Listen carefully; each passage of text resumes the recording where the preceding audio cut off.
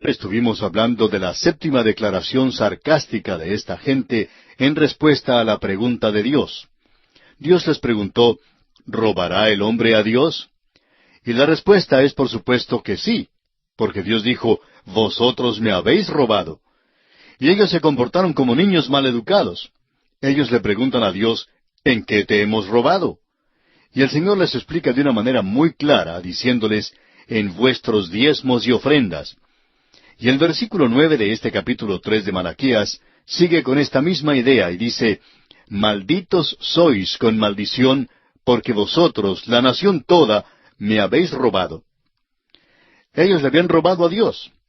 En nuestro programa anterior mencionamos que algunos hombres, a los que Dios había bendecido de manera maravillosa en el pasado, daban de sus ganancias de manera muy generosa, más allá de lo que se considera el diezmo. Uno de ellos, cuyo padre era un predicador que le dejó a él y a su madre en la miseria cuando falleció, decidió que iba a ganar dinero cuando creciera para que ninguna viuda de un predicador tuviera que lavar ropa para poder vivir como lo hizo su madre. Así lo hizo y Dios le bendijo en gran manera. Por supuesto que nos hacemos la pregunta de si esto puede aplicarse a la iglesia en el presente. Y creemos que nos expresamos claramente antes cuando dijimos que ahora no estamos bajo la ley y que no se requiere el diezmo en el presente. Bajo la gracia de Dios, Él quiere que uno dé de acuerdo a sus posibilidades. Y esto para algunas personas sería menos del diezmo, pero para otros sería mucho más. Opinamos que muchos hoy deberían estar dando más de lo que dan a Dios. Para darle una idea de cómo funciona esto, queremos contarle que cerca de las oficinas centrales de A Través de la Biblia en California, se han establecido las oficinas principales de 3 sectas grandes en las cuales la gente es colocada bajo la ley y es mantenida bajo la ley. A ellos se les obliga a dar el diezmo. Esto es parte de su sistema. Si usted quiere pertenecer a esa secta, tiene que dar el diezmo. Estas 3 sectas son las más ricas que nosotros conocemos. Ahora pensamos que nuestra tarea es algo grande, y lo es, gracias al Señor. Pero al lado de estas sectas no somos realmente nada. Ellas tienen millones y millones que reciben constantemente. ¿Por qué? Porque aún bajo el diezmo, ese antiguo sistema legal, se puede recibir mucho dinero. Ahora, ¿no le dice esto algo a usted, amigo oyente? ¿No le dice esto que el pueblo de Dios, bajo la gracia, no está dando cuanto debiera dar? Creemos que nos revela claramente que el pueblo de Dios no está dando para su obra como debería hacerlo. Y esta es una de las razones por la cual no hay las bendiciones que debería haber en la obra de Dios en el presente. Hay muchas iglesias hoy donde el pastor está enseñando la palabra de Dios, pero parece que no está yendo a ninguna parte. Y creemos que Dios está diciendo claramente que Él aún mira esto, y es lo que usted está dando. Y si una iglesia no está dando, a esa iglesia Dios no le ha prometido ninguna bendición. Cualquier persona que se dedica a Dios va a recibir bendiciones de su parte, aunque éstas no sean materiales. Se nos dice que nos bendijo con toda bendición espiritual en los lugares celestiales en Cristo. Y Dios bendecirá de una forma misericordiosa a aquellos que son generosos con Él. Nosotros opinamos que este es un principio que se puede apreciar a través de toda la palabra de Dios. Y esa es la razón por la cual muchas iglesias, que eran iglesias bíblicas, sencillamente se han secado, han muerto en la vid. Creemos que puede descubrirse que eso ha sucedido porque la gente no está ofrendando ni diezmando como debería haberlo hecho. Si nosotros abrimos nuestro corazón a Dios, Él nos colmará de bendiciones. No necesariamente bendiciones materiales, sino con bendiciones espirituales. Él le había prometido bendiciones materiales a su pueblo, pero a nosotros nos ha prometido bendiciones espirituales en los lugares celestiales. Ahora Dios cumplió con su promesa a su pueblo. En la época de Ezequías hubo un avivamiento, y en el segundo libro de Crónicas, capítulo 31, versículo 10, leemos, «Y el sumo sacerdote Azarías, de la casa de Sadoc, le contestó, Desde que comenzaron a traer las ofrendas a la casa de Jehová, hemos comido y nos hemos saciado, y nos ha sobrado mucho, porque Jehová ha bendecido a su pueblo, y ha quedado esta abundancia de provisiones». Es decir, que la gente estaba dando más que lo suficiente. Cuando se construyó el tabernáculo en los días de Moisés, Éste hizo un pedido a la gente para que trajera sus joyas y tuvo que detener a la gente porque estaba ofrendando demasiado. Y esa es la única oportunidad donde se menciona que hubo que pedirle a la gente que no diera tanto. Así lo hicieron en aquel día. Ahora, volviendo aquí al capítulo 3 de Malaquías, leamos en el versículo 10 que dice, «Traed todos los diezmos al alfolí, y haya alimento en mi casa. Y probadme ahora en esto, dice Jehová de los ejércitos, si no os abriré las ventanas de los cielos, y derramaré sobre vosotros bendición hasta que sobreabunde». Permítanos recordarle, amigo oyente, que nosotros no estamos bajo el sistema del diezmo en el presente.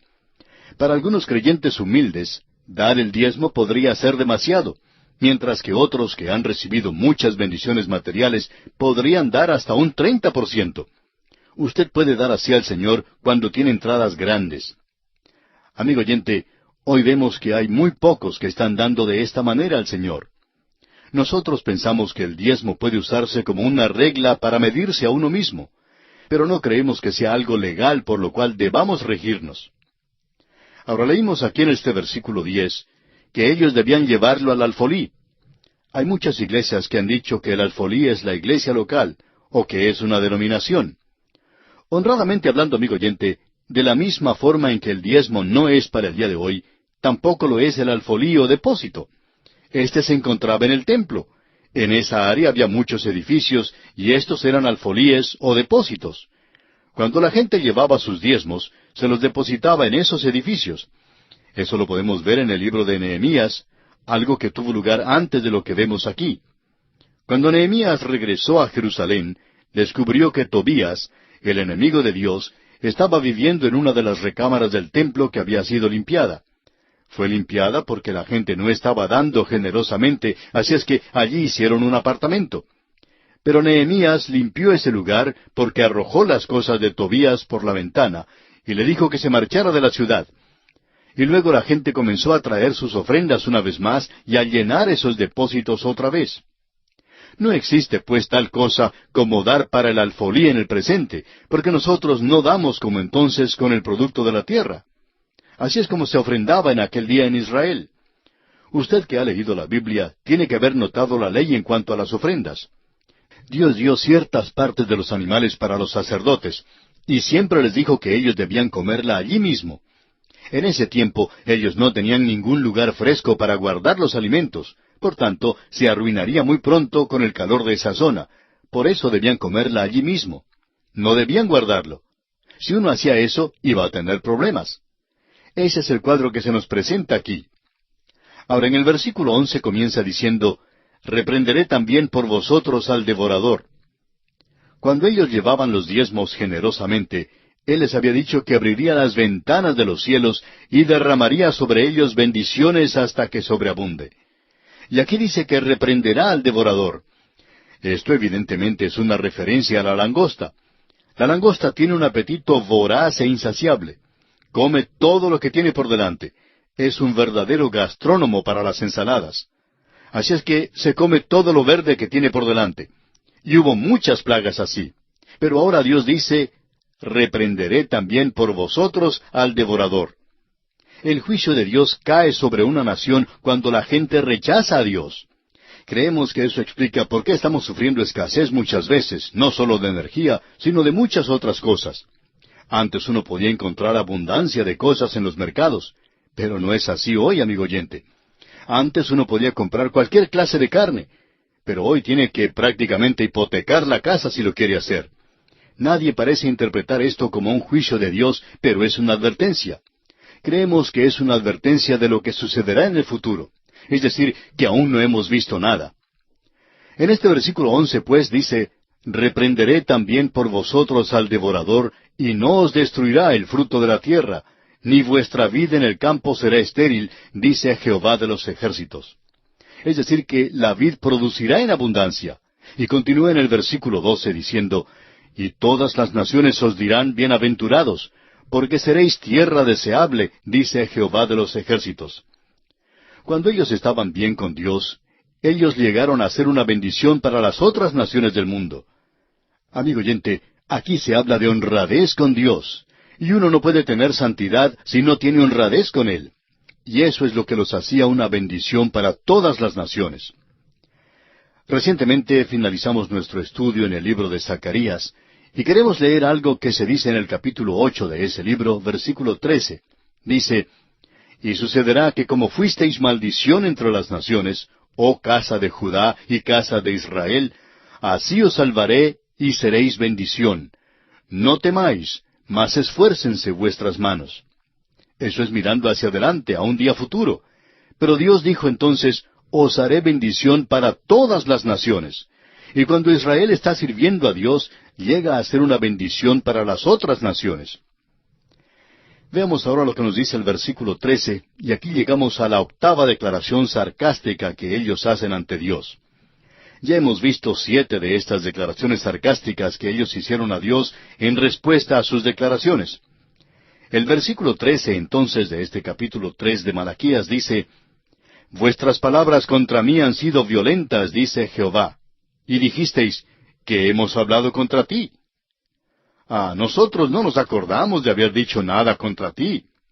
Eso es lo que le dicen ellos. Pero Dios les responde de forma directa en cada una de estas ocasiones.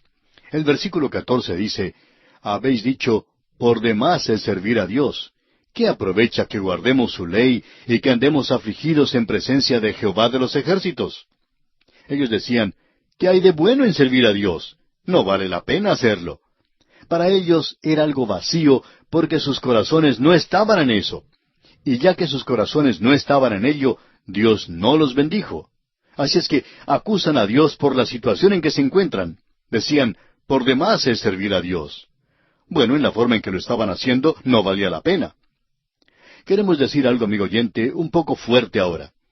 Hay personas en la iglesia los domingos por la mañana que creemos que se beneficiarían más si salieran a dar un paseo que si fueran a la iglesia. El corazón de ellos no está allí. Van solo a criticar a los demás, solo miran a los demás o se duerme la siesta. Si su corazón no está en ello, amigo oyente, si usted no le ama, si usted no quiere alabarle y adorarle, si no quiere servirle, entonces no tiene ningún valor. Esto es cierto hoy también. El Señor Jesucristo dijo que hoy nosotros nos encontramos en una posición ideal, maravillosa, hermosa. Él le dijo a la mujer samaritana, «Mujer, créeme, que la hora viene cuando ni en este monte ni en Jerusalén adoraréis al Padre». Y esta gente estaba ofreciendo sacrificios en ese monte. Y Él dice, «ni en Jerusalén». Jerusalén no es un lugar para adorar a Dios. Allí existe toda clase de lo llamado cristianismo, pero todo está tan lejos del Señor Jesucristo y de los apóstoles como jamás pudiera estar. El Señor dijo, «Ustedes no adorarán en Jerusalén. Los verdaderos adoradores adorarán al Padre en espíritu y en verdad». O sea, ellos amarán la palabra de Dios, ellos querrán servirle, querrán obedecerle, querrán adorarle y alabarle. Cierto hombre le dijo a un creyente en una ocasión, «Bueno, yo creo que voy a ir a parar al infierno porque juego al golf los domingos». Y el creyente le respondió, «Usted no va a ir a parar al infierno porque juega golf los domingos, sino porque ha rechazado al Señor Jesucristo. El deporte no tiene nada que ver con esto». Y a veces sería preferible que algunos miembros de la iglesia se fueran a practicar algún deporte que permanecer en la iglesia, porque siempre están provocando desórdenes y conflictos en la iglesia. Ellos no están adorando en espíritu y en verdad. Amigo oyente, toda esta religión externa no es buena. Lo que es de valor es la condición de su corazón y su relación con el Señor Jesucristo. Y en este versículo 14 del capítulo 3 de Malaquías leemos, «Habéis dicho, por demás es servir a Dios. ¿Qué aprovecha que guardemos su ley y que andemos afligidos en presencia de Jehová de los ejércitos?»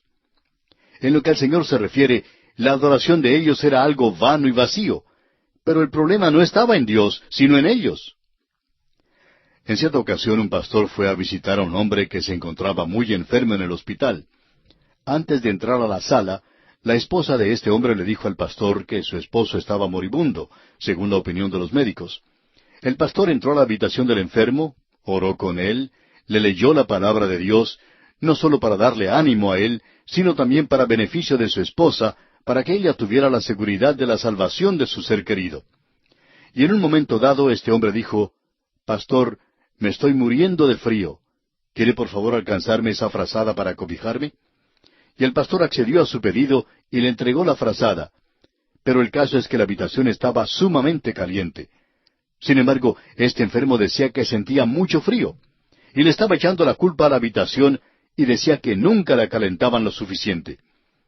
Y amigo oyente, hay muchas personas así en la iglesia. Dicen que es muy fría.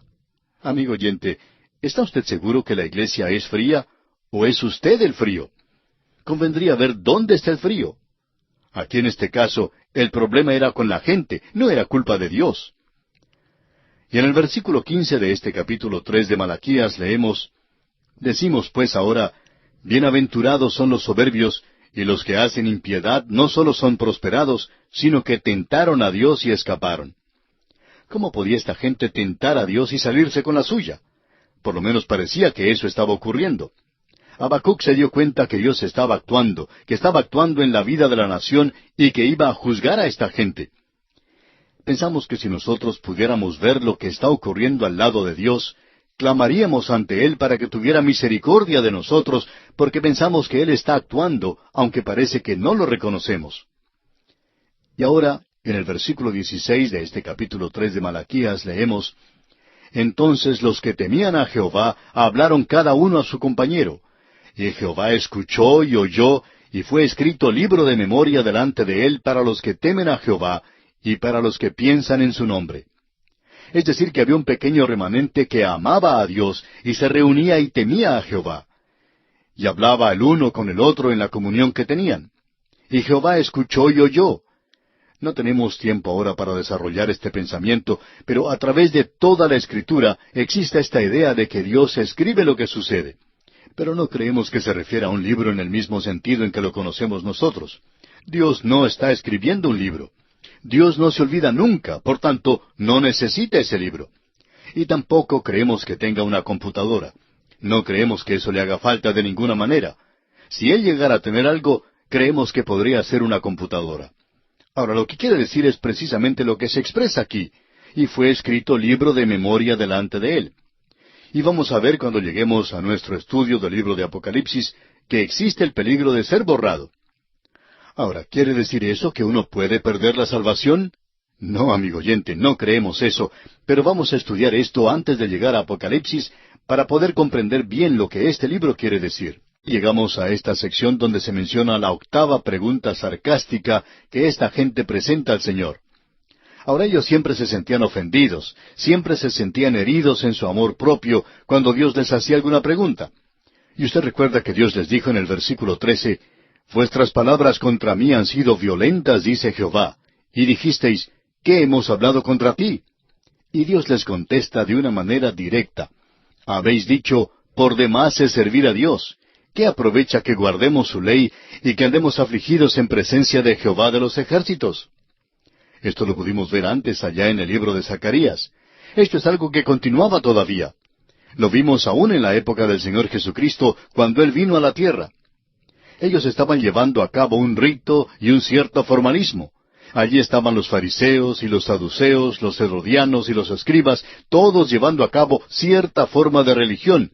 Todo era apariencia de piedad, pero ellos en realidad estaban negando el poder de esa piedad. Ahora alguien quizá pregunte, ¿y podrían ustedes darnos una definición de lo que es la verdadera adoración? Bueno, se nos presenta una muy buena definición en las Escrituras. Está en el libro de Isaías, en el Antiguo Testamento, en el capítulo 58, versículo 3. Y vamos a dedicar algún tiempo a considerar esto, y leeremos esto. Dice, ¿por qué, dicen, ayunamos y no hiciste caso, humillamos nuestras almas y no te diste por entendido? He aquí que en el día de vuestro ayuno buscáis vuestro propio gusto y oprimís a todos vuestros trabajadores. Como usted puede ver, amigo oyente, hay el mismo problema allí en el libro de Isaías. Ellos ayunaban y humillaban a sus almas, pero Dios no hizo nada en cuanto a esto. Escuchemos ahora lo que dice parte del versículo 4 de ese mismo capítulo 58 de Isaías. He aquí que para contiendas y debates ayunáis. Ellos solamente querían tener un argumento religioso. Dios les dice que no le interesa a Él nada en cuanto al ayuno de ellos, y que quieren debatir la religión y tener tanto celo. Había mucho relacionado con eso. El autor de estos estudios bíblicos, el Dr. J. Vernon McGee, contaba que con cierta frecuencia recibía alguna carta bastante extensa, donde él se daba cuenta solamente mirando el sobre y en la forma en que estaba escrito, que alguien quería comenzar alguna controversia o hacerle cambiar de una posición que él había tomado. Por lo general, decía él, abría la carta y veía quién la escribía. Comenzaba a leerla y pronto se daba cuenta que era alguien que trataba de comenzar algún argumento. Por lo general eran 10 o 15 o 20 páginas, y a veces escritas tan apiñadamente que era imposible leerla aunque quisiera hacerlo. Pero por lo general nunca las leía. Decía que quizá estaba perdiendo algo al hacerlo así, pero como quiera que fuera, posiblemente era mejor perderlo, ya que eso iba a parar al cesto de los papeles. De vez en cuando la secretaria leía la carta y resumía lo que la carta decía, y luego todo iba a parar al cesto de los papeles. Ahora, lo que queremos decir es que si usted, amigo oyente, opina diferente en cuanto a la interpretación, ese es su privilegio, esa es su prerrogativa. Pero, amigo oyente, si usted cree que la Biblia es la palabra de Dios, creemos que lo que usted debe hacer es orar por nosotros si piensa que nuestra interpretación está equivocada. Puede que así sea. Usted debería probar eso, pero no trate de corregirlo. Porque, amigo oyente, los expertos han tratado de hacer esto y han fracasado. Quizá no son tan obstinados y tercos como lo somos nosotros. Ahora notemos lo que dice el versículo 5 del capítulo 58 de Isaías. Es tal el ayuno que yo escogí, que de día afligía el hombre su alma, que incline su cabeza como junco, y haga cama de cilicio y de ceniza. ¿Llamaréis esto ayuno y día agradable a Jehová? ¿No es más bien el ayuno que yo escogí, desatar las ligaduras de impiedad? Esta es la verdadera adoración. Soltar las cargas de opresión y dejar ir libres a los quebrantados, y que rompáis todo yugo. ¿No es que partas tu pan con el hambriento, y a los pobres errantes albergues en casa, que cuando veas al desnudo lo cubras, y no te escondas de tu hermano? Entonces nacerá tu luz como el alba, y tu salvación se dejará ver pronto, e irá tu justicia delante de ti, y la gloria de Jehová será tu retaguardia. Lo que él está diciendo es esto, que cuando uno va a adorar a Dios, debe estar seguro de que tiene una vida que sirva de apoyo, de base a lo que uno tiene que decir. Así es que aquí tenemos una definición del Antiguo Testamento de lo que es la verdadera adoración. Uno tiene que tener una vida que soporte eso. El rito en sí no tiene ningún valor a no ser que el corazón esté bien ante Dios. Esto es algo que siempre debemos tener en cuenta. Ahora, volviendo a Malaquías, continuamos nuestro estudio con el versículo 16 del capítulo 3, que dice, Entonces los que temían a Jehová hablaron cada uno a su compañero, y Jehová escuchó y oyó, y fue escrito libro de memoria delante de él para los que temen a Jehová, y para los que piensan en su nombre. Dice, y fue escrito libro de memoria delante de él. Este asunto de un libro que fue escrito es algo que vamos a tratar cuando estudiemos el libro de Apocalipsis. Pero en nuestro programa anterior dijimos que queríamos decir algo en cuanto a esto en el programa de hoy, y se enlaza con el libro de Apocalipsis en este sentido. En el libro de Apocalipsis, Dios dice que quitará, que borrará el nombre del libro de la vida.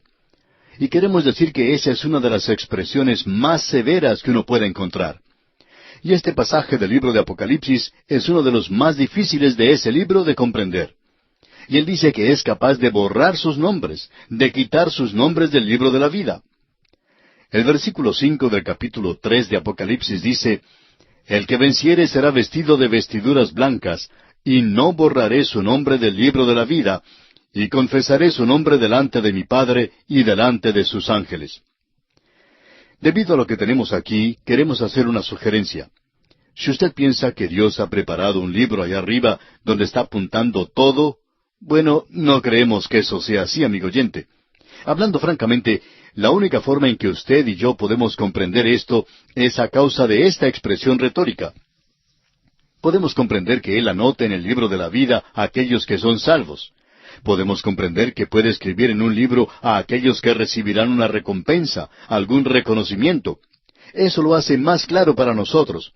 Pero no creemos que esa sea una expresión literal, que Dios en realidad tenga un libro allá arriba. Puede que lo tenga. Se nos dice en la última parte del libro de Apocalipsis, cuando los incrédulos son llevados ante el gran trono blanco, que los libros fueron abiertos y había varios libros allí. Y también había el libro de los que eran salvos. Nosotros queremos expresar nuestra opinión de que esto es posiblemente más como una tarjeta o libreta de calificaciones, como las que uno acostumbraba a recibir en la escuela. Si uno es estudiante, recibe una libreta o tarjeta de calificaciones. Y todo lo que se requiere es que uno esté matriculado en la escuela. Ahora, para poder estar en el libro de la vida del Cordero, uno debe aceptar a Cristo como su Salvador personal.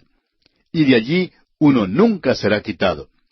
Y luego, Él va a señalar allí las calificaciones que uno reciba en su estudio bíblico. Y amigo oyente, ¿qué calificación está recibiendo usted? ¿Es una calificación que le permite pasar el curso o es una calificación que muestra reprobación?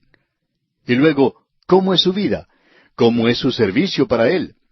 Creemos que Él anota todas estas cosas y son escritas en ese libro. Creemos que cuando Él dice que los nombres serán quitados del libro de la vida, cuando le escribe a la iglesia de Sardis, esos nombres serán borrados, esto tiene que ver con el servicio, porque de eso es de lo que Él está hablando allí. Él está hablando de las obras de ellos. Creemos que muchos de nosotros recibiremos una tarjeta de calificaciones y muchas de esas calificaciones, estamos seguros, serán una expresión de fracaso en la vida cristiana. El apóstol Pablo nos indica que nuestras obras van a ser probadas por el fuego. Y si las obras del hombre son todo heno y hojarasca, y el fuego la consume, ¿será salvo? Y el apóstol Pablo dice que sí, él será salvo, mas así como por fuego. Habrá muchas personas en el cielo que van a oler como que han sido compradas en una liquidación de incendio. Y así lo fue.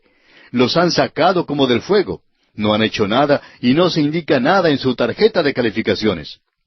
Así es que este libro de memorias que se menciona aquí en Malaquías no es necesario para Dios, para que Él recuerde las cosas, porque Él es alguien que tiene por mente, por así decirlo, una computadora. Todo está allí. Y de eso es que se nos está hablando aquí en Malaquías. Y fue escrito libro de memoria delante de Él para los que temen a Jehová y para los que piensan en su nombre. Es decir, que allí se anota las obras de ellos, su servicio, su amor por Él, esa clase de cosas. La salvación es gratis, es por fe, no es por obras. Ahora, después que hemos sido salvos, es entonces cuando las obras toman valor e importancia. Esa es la razón por la cual hemos dedicado tiempo a esto aquí, porque este libro de memoria es algo en verdad hermoso y maravilloso. Ahora vemos que esto es mencionado en otra parte del Antiguo Testamento. Por ejemplo, allá en el Salmo 56, versículo 8, podemos leer, «Mis huidas tú has contado». Dios conoce exactamente dónde ha estado usted todo el tiempo. Quizás sus vecinos no lo sepan, o los miembros de su iglesia no lo sepan, o quizás su pastor no lo sepa, pero Dios lo sabe, y la oscuridad y las tinieblas es como luz para Él. Él sabe dónde usted ha estado. Él sabe lo que usted ha hecho. Mis huidas tú has contado. Pon mis lágrimas en tu redoma. Una redoma es una botella, un vaso de cristal, y creemos que esta es una de las cosas más hermosas que podemos encontrar. Amigo oyente, cuando pensamos en esta madre piadosa que llora a causa de un hijo que anda por malos caminos, creemos que Dios ha puesto estas lágrimas en su botella, en su vaso. Puede imaginarse usted lo hermoso que es que Él tome eso en cuenta. O ese hombre que ha servido a Dios y luego ha sido desilusionado por sus hermanos en la forma en que le han tratado, y Él ha derramado lágrimas por eso. Dios dice, «He puesto tus lágrimas en mi redoma». ¿No están ellas en tu libro? Hay un libro que registra nuestras vidas, amigo oyente. Siempre hemos pensado que esto puede ser como una película de cine. Y creemos que Él pasará esta película para nosotros. Usted podrá leer su vida y verla allí desde su nacimiento hasta su muerte. Todo estará allí. Y no será lo que el predicador dice en su funeral en cuanto a usted, de lo bueno y maravilloso que ha sido y de la gran contribución que fue usted como miembro de la iglesia. Dios la va a presentar tal cual fue. No sabemos en cuanto a usted, amigo oyente, pero nosotros no queremos ver la nuestra. Pero creemos que tendremos que hacerlo algún día. Bien, volviendo ahora a Malaquías, leemos en el capítulo 3, versículo 17 ahora, «Y serán para mí especial tesoro, ha dicho Jehová de los ejércitos, en el día en que yo actúe, y los perdonaré, como el hombre que perdona a su hijo que le sirve». Es en realidad algo hermoso en la forma en que Dios actúa para con sus joyas. La iglesia lo será. La iglesia es la perla de gran precio. Israel nunca valoró a la perla mucho. Los gentiles siempre lo han hecho. Así es que la perla de gran precio es su iglesia. Y Dios va a guardar sus joyas como especial tesoro, y habrá muchas de ellas. Y este versículo 17 dice, «Y serán para mí especial tesoro, ha dicho Jehová de los ejércitos, en el día en que yo actúe, y los perdonaré como el hombre que perdona a su hijo que le sirve». Este será el remanente durante este tiempo. Y luego el versículo 18 continúa diciendo, «Entonces os volveréis y discerniréis la diferencia entre el justo y el malo, entre el que sirve a Dios y el que no le sirve». Estamos viviendo, amigo oyente, en un día de la misma forma en que ellos estaban viviendo en ese tiempo. Y será el fin de las edades, cuando uno en realidad no puede diferenciar el justo del malo. Y es muy difícil hoy decir quién verdaderamente es salvo. Llegamos ahora al capítulo 4 de Malaquías. Queremos entrar a este capítulo, aunque el cuarto capítulo no se encuentra en el hebreo como el capítulo 4. No es otra cosa sino el fin del tercer capítulo. Así es que los traductores hicieron este capítulo. Solo 6 versículos, y nosotros nunca nos hemos dado cuenta por qué hicieron esto. Ahora, en el capítulo 4, tenemos la predicción del día de Jehová y del sol de justicia que lo introduce. En el primer versículo encontramos una descripción muy intensa, muy drástica del período de la gran tribulación. Dice, «Porque he aquí viene el día». ¿Y qué es esto? El día de Jehová del cual hemos estado hablando. Demos otro vistazo a este versículo 1 del capítulo 4 de Malaquías, que dice, «Porque he aquí viene el día ardiente como un horno, y todos los soberbios y todos los que hacen maldad serán estopa». Es decir, serán consumidos. Vamos a ver eso cuando lleguemos al libro de Apocalipsis, que de un golpe, 1/4 de la población del mundo será barrida. Y continúa este versículo 1 diciendo, «Aquel día que vendrá los abrazará, ha dicho Jehová de los ejércitos, y no les dejará ni raíz ni rama». Ahora esto no tiene nada que ver con esa doctrina del presente que dice que en la muerte concluye todo para el incrédulo, que es una aniquilación. La Biblia no enseña eso, amigo oyente. El cuerpo va a parar a la tumba, ya sea uno salvo o no lo sea. Y usted va a parar a algún lugar en la eternidad, amigo oyente, su alma, su espíritu. Ahora esto aquí que acabamos de leer no enseña eso. Esto enseña más bien el hecho de que ellos van a ser juzgados en el período de la gran tribulación y serán quitados de esta escena terrenal. Y en el versículo 2 de este capítulo 4 de Malaquías leemos, «Mas a vosotros los que teméis mi nombre, nacerá el sol de justicia, y en sus alas traerá salvación, y saldréis y saltaréis como becerros de la manada». No vamos a considerar esto hoy porque lo vamos a tratar Dios mediante en nuestro próximo programa, que será el último estudio en este libro de Malaquías. Y hablaremos del sol de justicia, porque el sol de justicia en el Antiguo Testamento es la misma persona que se presenta en el Nuevo Testamento como la estrella de la mañana. Y a Cristo nunca se le llama el sol de justicia en el Nuevo Testamento, y nunca se le llama la estrella de la mañana en el Antiguo Testamento. Y la razón para esto, pues, la veremos Dios mediante en nuestro próximo programa. Ahora, continuando con el versículo 3 de este capítulo 4 de Malaquías, leemos, «Hollaréis a los malos, los cuales serán ceniza bajo las plantas de vuestros pies en el día en que yo actúe, ha dicho Jehová de los ejércitos». Es decir, que cuando Él venga a esta tierra a establecer su reino, los malos, los impíos, serán dominados. Él los quebrantará como a un vaso de alfarero. Ese es el lenguaje de las Escrituras.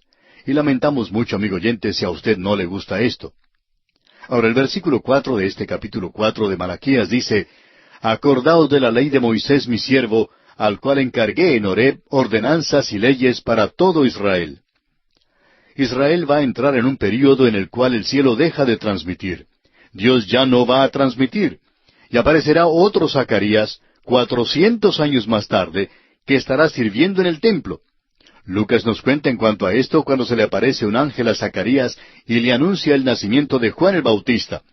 Y el silencio que duró 400 años termina. Ahora, mientras tanto, ellos deben recordar la ley de Moisés. Esa será la vida de ellos, la norma. Ellos permanecerán bajo la ley de Moisés, bajo el sistema instaurado por él. Y luego en el versículo 5 leemos, «He aquí yo os envío el profeta Elías, antes que venga el día de Jehová grande y terrible. Hay dos testigos que aparecerán en los días postreros, y eso lo podemos apreciar también en Apocalipsis, y casi estamos seguros que uno de esos testigos será Elías. En la fiesta de la Pascua, en el hogar de un judío ortodoxo, se prepara una silla en la mesa, en la cual ninguno se sienta. Esa silla es para Elías, que vendrá. Y cuando apareció Juan el Bautista, ellos pensaban que era Elías. Pero Juan el Bautista no era Elías en ningún sentido de la palabra. Y dice que él podría haber sido, pero no lo fue. Eso es lo importante. No hay lugar a dudas. Ahora, si Cristo hubiera establecido su reino, entonces Juan el Bautista podría haber sido Elías. Ahora usted quizá diga, ¿cómo podría ser eso? Bueno, no lo sabemos, amigo oyente, porque no sucedió de esa manera. Y este versículo 5 dice, He aquí, yo os envío el profeta Elías, antes que venga el día de Jehová grande y terrible. Juan el Bautista no era Elías porque él estaba anunciando definitivamente al Mesías, al Salvador del mundo. Él dijo, He aquí el Cordero de Dios que quita el pecado del mundo. Y eso está muy lejos de anunciar ese día de Jehová grande y terrible. Pero nosotros no sabemos quién es el segundo testigo. Dios presenta algunas sugerencias allá en el libro de Apocalipsis, y lo veremos cuando estudiemos ese libro. Y ahora en el versículo final de este capítulo 4 de Malaquías, el versículo 6, dice, Él hará volver el corazón de los padres hacia los hijos, y el corazón de los hijos hacia los padres, no sea que yo venga y hiera la tierra con maldición. El Antiguo Testamento concluye con una maldición. Revela el hecho de que la maldición que vino desde el jardín del Edén, cuando Adán y Eva pecaron, que la maldición no había sido quitada. Por tanto, vamos a ver algo en cuanto a esto en la próxima oportunidad. La maldición no será quitada hasta cuando el Señor Jesucristo venga a esta tierra por segunda vez. Vimos lo que decía el último versículo de este libro. Y la última palabra es maldición. No sea que yo venga y hiera la tierra con maldición. La maldición vino cuando Adán y Eva se encontraban en el jardín del Edén y desobedecieron a Dios. Y Dios dijo que la tierra iba a ser maldita y que la maldición iba a ser sobre ellos. La maldición era el pecado, y se encuentra en la familia humana en el presente. Todo lo que usted necesita hacer es mirar a su alrededor, y amigo oyente, si usted está viviendo en un lugar donde no tiene caracoles, ni termitas o polillas, ni alguna clase de plaga que está comiéndose lo que usted está tratando de sembrar y cosechar, ya sean vegetales o flores o árboles, pues entonces usted tiene que haber entrado ya en el milenio. Y si usted está viviendo en una comunidad donde no hay pecado, pues tenemos que decir que ya está allí. Diremos que está viviendo ya en el milenio. Pero opinamos, amigo oyente, que si miramos a nuestro alrededor hoy, podemos reconocer la maldición del pecado que está sobre la raza humana y sobre la tierra. Y esta es una forma muy triste de concluir el Antiguo Testamento. Con todo, ha sido un libro de expectaciones. Y creemos que el énfasis debería estar en lo que dice el versículo 2 de este capítulo 4 de Malaquías. Leamos. Mas a vosotros, los que teméis mi nombre, nacerá el sol de justicia, y en sus alas traerá salvación, y saldréis y saltaréis como becerros de la manada. Ahora el Antiguo Testamento no concluye con una maldición. Concluye con una gran esperanza de que el sol se ha puesto y que hay tinieblas. Es muy oscuro, por cierto, pero se acerca un nuevo día, y estamos viviendo ahora en la noche del pecado, y el mundo es tenebroso, y parecería como que estuviéramos pasando por el momento más tenebroso en el presente. Pero se acerca un día cuando la justicia se levantará y aparecerá la luz sobre este pequeño planeta. Y nos estamos refiriendo a la luz espiritual, por supuesto.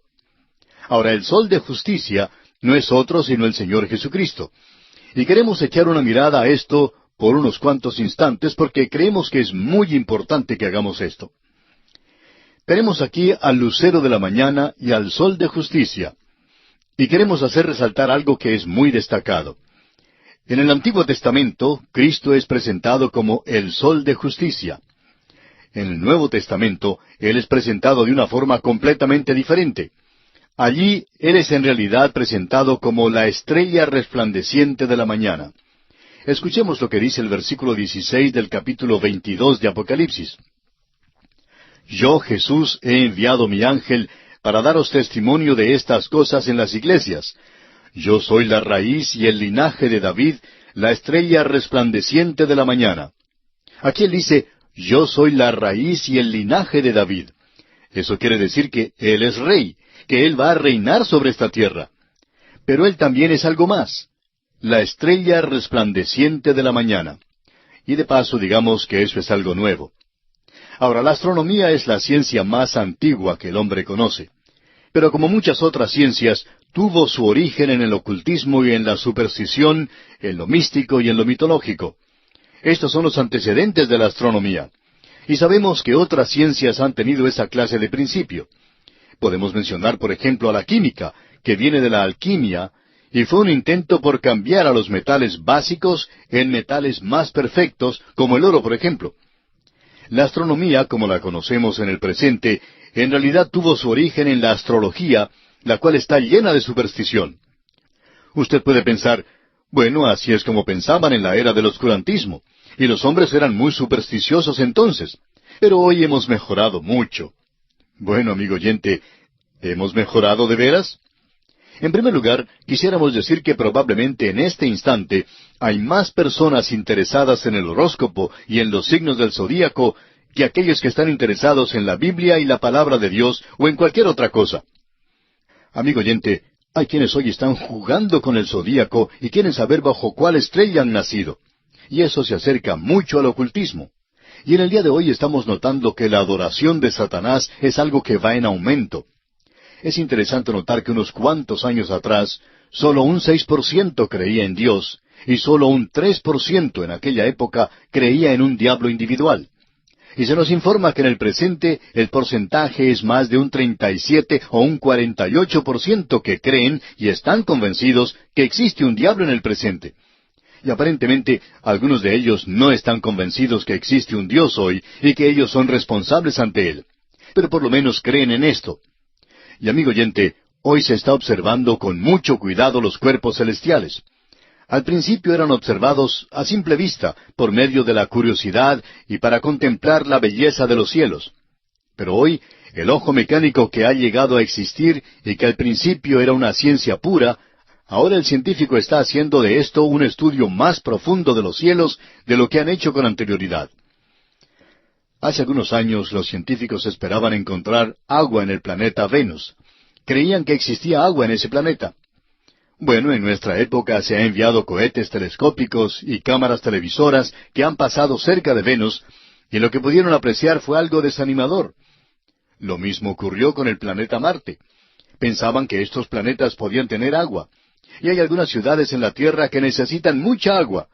Y si lo hubieran encontrado en los planetas Venus o Marte, hubieran enviado algún tanque grande para traer un poco de agua, en lugar de gasolina, porque se necesita mucha agua en el presente.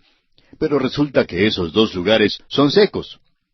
Ahora también debemos destacar que las Escrituras llaman la atención al hombre repetidas veces para que observe los cielos. El versículo 13 del Salmo 8 dice, «Cuando veo tus cielos, obra de tus dedos, la luna y las estrellas que tú formaste, digo, ¿qué es el hombre para que tengas de él memoria, y el hijo del hombre para que lo visites?» La respuesta a esto es que el hombre es un astrónomo. Él es quien puede observar todo esto en el presente y puede dar gloria y alabanza a Dios.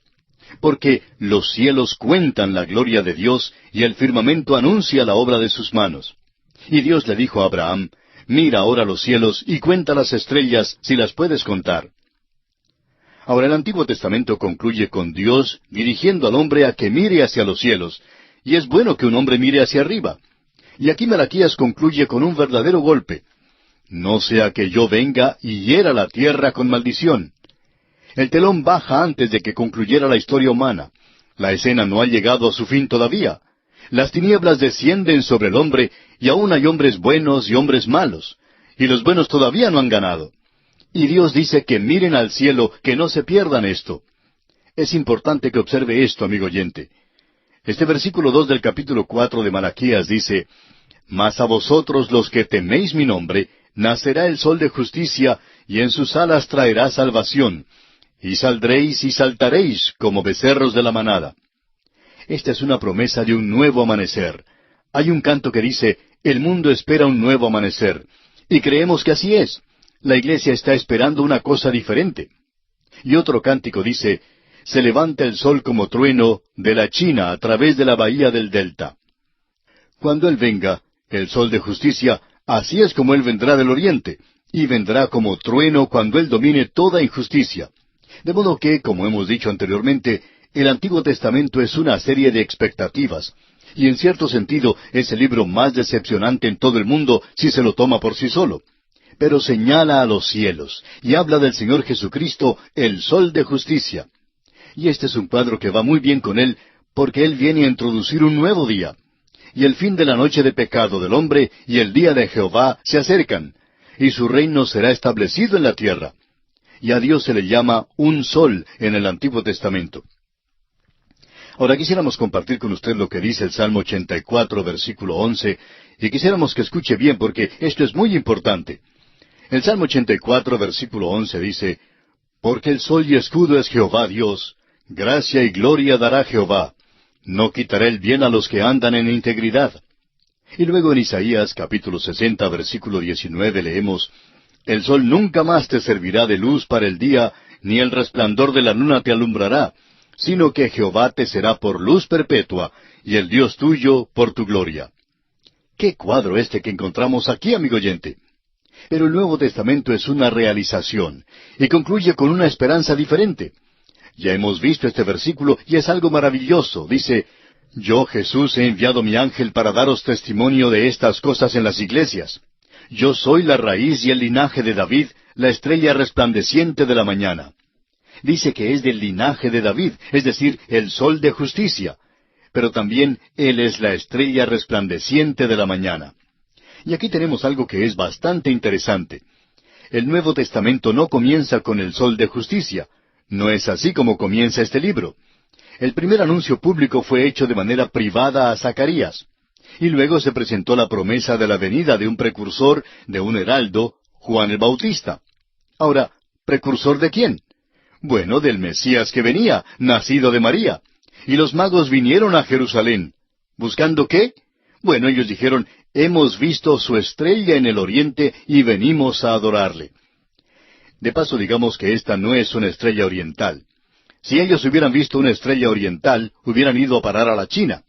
La estrella estaba en el occidente, y ellos vinieron en esa dirección. Pero ¿no le parece interesante, amigo oyente, que el sol sale por el oriente? Pero esta estrella estaba en el occidente. Es algo interesante, por cierto. Ahora, ¿cómo asociaron ellos la venida de Cristo con una estrella? Bueno, por cierto que no lo sacaron de Malaquías. Es necesario ir a ver lo que dice el libro de Números. En aquella ocasión usted recordará que un profeta pagano en el oriente de Moab dijo esta profecía que encontramos allá en Números, capítulo 24, versículo 17, donde dice, lo veré, mas no ahora, lo miraré, mas no de cerca, saldrá estrella de Jacob, y se levantará cetro de Israel, y herirá las sienes de Moab, y destruirá a todos los hijos de Sed. Y la estrella siempre está separada del cetro. La estrella está separada del sol, y ya veremos eso. La estrella es la señal de la venida de Cristo a sacar a su iglesia de este mundo. Y el sol es la señal de su segunda venida a la tierra a establecer su reino. Estos dos varones de vestidura blanca que se aparecieron a los apóstoles cuando el Señor Jesucristo ascendió al cielo dijeron, este mismo Jesús que ha sido tomado de vosotros al cielo, así vendrá como le habéis visto ir al cielo. Y ya hemos visto en Zacarías que sus pies tocarán en el monte de los olivos. La estrella, por tanto, es la señal de su primera venida a sacar a su iglesia, pero Él no viene a la tierra. Y la misión entera de Cristo está envuelta, por tanto, en esta estrella cuando Él vino antes.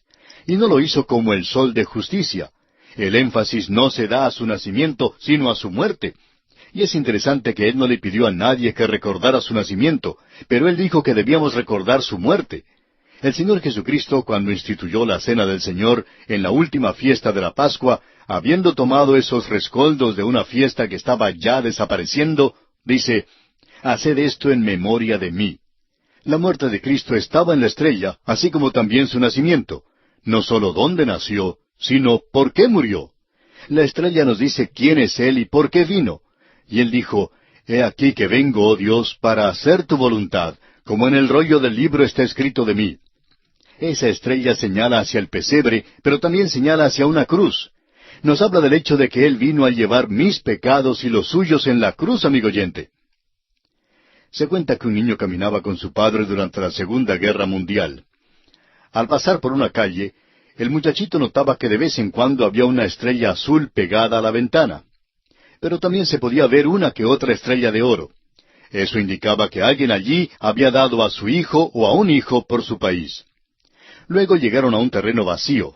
Anochecía ya, y recién aparecía la estrella vespertina en el horizonte. Y entonces este niño le dijo a su papá, «Mira, papá, Dios ha dado a su hijo».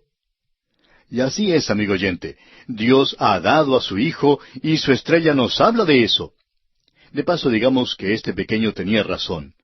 Por muchos años, líderes de muchas naciones han estado buscando la paz para el mundo, que el mundo sea un lugar seguro para la democracia, pero ese no ha sido el resultado.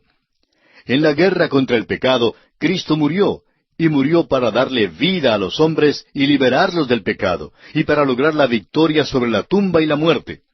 ¿Dónde está, oh muerte, tu aguijón? ¿Dónde, oh sepulcro, tu victoria? Dijo Pablo. Amigo oyente, el futuro no está en las estrellas. En una de las obras de Shakespeare, éste hace que Bruto le diga a Marco Antonio, no está en nuestras estrellas, sino en nosotros mismos que somos los seguidores. Su futuro, amigo oyente, no está en las estrellas, y tampoco su presente. Si usted quiere ayuda para el presente, amigo oyente, usted necesita vivir victoriosamente para Jesucristo. Él dice, estas cosas os he hablado para que en mí tengáis paz. En el mundo tendréis aflicción, pero confiad, yo he vencido al mundo. ¿Se siente usted desanimado y derrotado? No hay ayuda para usted en las estrellas, amigo oyente. Usted no es otra cosa sino un pagano si cree en esas cosas. Mire a Jesús, no es una fórmula mágica, no es la buena suerte, no es algo del azar, tampoco es fatalismo, no es superstición. Si usted ha sido derrotado por la vida y es demasiado para usted, y usted se ve dominado por algún hábito malo, ya sea la bebida, la deshonestidad, el mal genio, el sexo, el materialismo, y usted es frío e indiferente hacia las cosas espirituales, amigo oyente, entonces Él, Cristo, es la respuesta para usted. Más allá de las estrellas existe un amor que es mucho mejor que la suerte, y cuando la noche abra sus cerrojos, le veré y esperaré. ¿Hay esperanza para el futuro? Amigo oyente, la estrella de la mañana, la estrella resplandeciente de la mañana, aparece antes que salga el sol. Quizá usted haya podido contemplar la salida del sol algunas mañanas, y si lo ha hecho, se habrá dado cuenta que en el invierno sale, digamos, a su derecha, mientras que en el verano puede salir a su izquierda. Pero muy temprano por la mañana, uno puede ver esa estrella resplandeciente de la mañana, quizá una hora antes de que salga el sol. Así es que la estrella resplandeciente de la mañana aparecerá primero, y luego sale el sol. De modo que, en el día de hoy, amigo oyente, estamos esperando esa estrella resplandeciente de la mañana a que aparezca. Y Él es esa estrella resplandeciente de la mañana para la iglesia en el presente. Es importantísimo que notemos eso. Así que habla de Él como la estrella resplandeciente de la mañana para la iglesia hoy. Permítanos ahora leer lo que dice allá el apóstol Pedro en su segunda epístola, capítulo 1, versículo 19, para ilustrar lo que estamos hablando.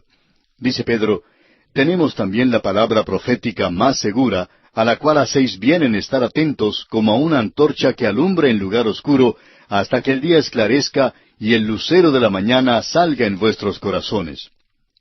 El lucero de la mañana habla del rapto de la iglesia, cuando Él venga a sacar a su iglesia de este mundo. Y eso puede tener lugar en cualquier momento. No habrá ninguna clase de señal para esto. Wesley lo expresó de la siguiente manera. Él aparecerá como aparece la luz del día, de las alturas, antes de la luz de la mañana. Ah, no nos señale una hora, esperémosle cada hora. Y Él está cerca, aún a las puertas. Hace mucho tiempo que Job dijo, cuando alababan todas las estrellas del alba y se regocijaban todos los hijos de Jehová. Y luego el pecado entró al universo de Dios, pero llegará el día cuando el lucero de la mañana aparecerá y Él sacará a la iglesia de este mundo, y esta será la señal de que el sol saldrá muy pronto, y el sol no es otro, sino el sol de justicia, el Señor Jesucristo.